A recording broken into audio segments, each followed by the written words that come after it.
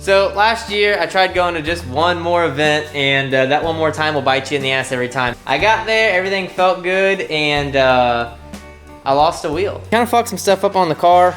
So when I've lost the wheel, I'm not sure if I didn't tighten it, if the studs just broke, I'm not really sure, but it came off and it fucked up. That's the caliper, it's missing.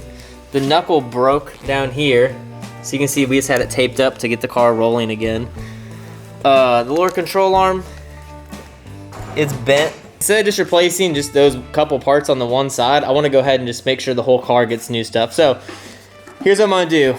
All four corners are getting new hubs, studs, lug nuts. The back is both getting new knuckles, both sides. And both sides are getting new Nismo lower control arms. So, also, since I had to replace one caliper, I was like, well, I don't want to just buy one. And these have been on the car for 8 seasons now. I went ahead and just bit the bullet. We're doing the Power by Max gold ones. They're Dayton boy spec. Got some of that gold for my boys now on the car. New pads, new rotors, and new calipers. All right, let's get to putting these on real quick.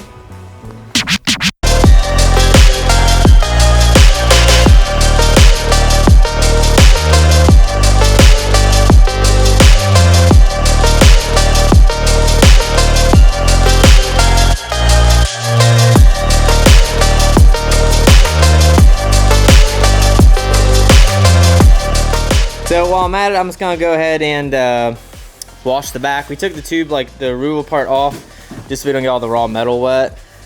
I'm gonna tarp this part off, and then I just wanna get the subframe super clean and then knock all this dirt off. That way I'm working on something nice. I kept getting really dirty, removing it, and then everything has like a nice surface to go on. So we're gonna get this pushed out and start pressure washing it.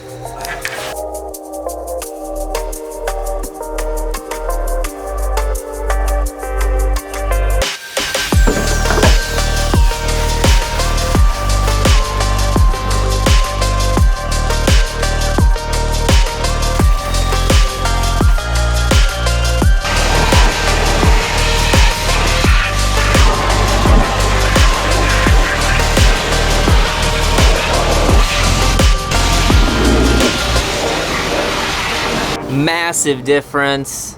The cars just get kind of beat and dirty after driving them all year, and it sucks ass working on a dirty car and getting your hands all dirty or having dirt getting your eyes and shit. So I always like keeping them super clean. It's honestly killing me right now not to drop the subframe and repaint all of it, just because over the years it's gotten, you know, dinged up and stuff, and you can see rocks and shit have nicked up my black paint here. I don't know if you can pick it up on the camera.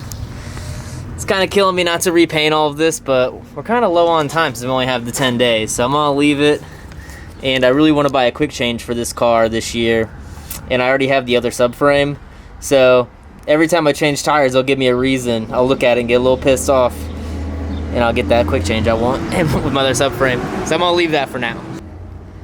Looks great. I know you can't see this underneath the car, but I like it being nice. Not sponsored at all. I bought all this shit. It's just what I like to use. It's already on the car. So these are Hawk pads, so I use these for like the foot. And then these are EBC yellow. I use these for the e-brake. So they're a little, they're like a little gnarlier pads. So you have to like heat them up on. I don't know if you're supposed to do that, but I always do it. Like whenever I go to grid, I'll like put heat in them. And then I like these EBC rotors. These new Nismo lower control arms. I didn't really want to, like, these were the original in the car actually. I never replaced them. So those are like, I don't even know how old the ball joints and these bushings are. So instead of putting in like another OEM one, and I really didn't feel like going with the aftermarket one, I went with these brand new Nismos. So we got nice new ball joints, nice new bushings, and then these new Power by Max knuckles. So the same knuckle, these ones are just brand new. So have the car looking fresh too.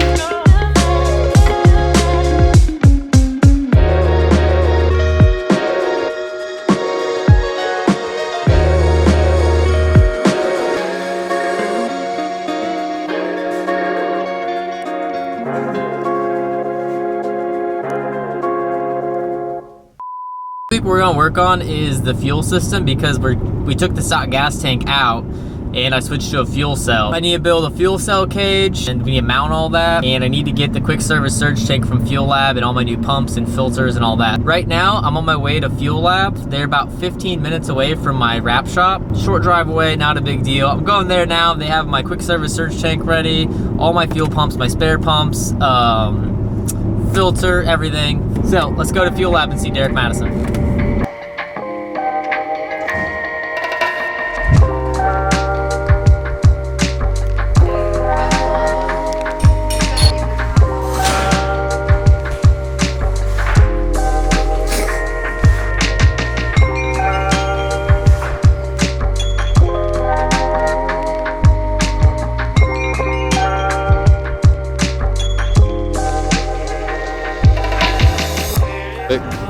See you, big dog. See ya, thank you. Back from Fuelab, went and picked up this quick service surge tank. Fuelab really hooked it up this time. This unit is fucking killer. Really excited to get this in the car. I've always wanted one of these. Two 340s as the main pumps, and then my lift pump's also a 340. We're running out of days here, so I gotta make some light work of this real quick. All right, so the cell will go right here between the strut tower. It should put more weight above the subframe and then give the car, it's supposed to give it more grip and stuff right here. So I'm gonna build a frame around this and then put some bars welded to the car, and then these will bolt into the frame. I'm probably going to put a plate here and then weld the bars there to kind of give it like some chassis strength and like tie it all in. I'm gonna get this unwrapped and then start building the cage. Using 1-inch square tubing. This is 1 inch. I'm just gonna make my measurements easy. Pull this. Need 15.5 across, 27 across on these with 45s, and then it should box this in pretty good. That's 27 across, 15.5 on those. So got the shop saw outside. Let's go knock that out real quick. Then once I get that done, all right, I'm gonna build a cage real quick. We're gonna do that first.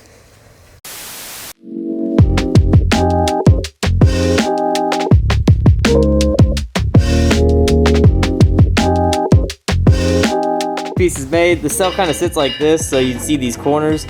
So we just went ahead and ground them down so it'll look a little bit better finish, and that's what it'll look like with the steel lid on it. We just want to see. I think that'll look like a better finish for this piece. And now we gotta put that in here. I took all the bolts out. Then we're gonna mark them, hit them with a punch, and then drill them all out. Some of those and that will have riv nuts, and then some of them will just drill the hole out bigger so then the nut can sit. So if I want to slide the cell in and out, I don't have to take the lid off. I just got these little clamps on it real quick so you can see it. I'm gonna mark these. I'm gonna line them up better too.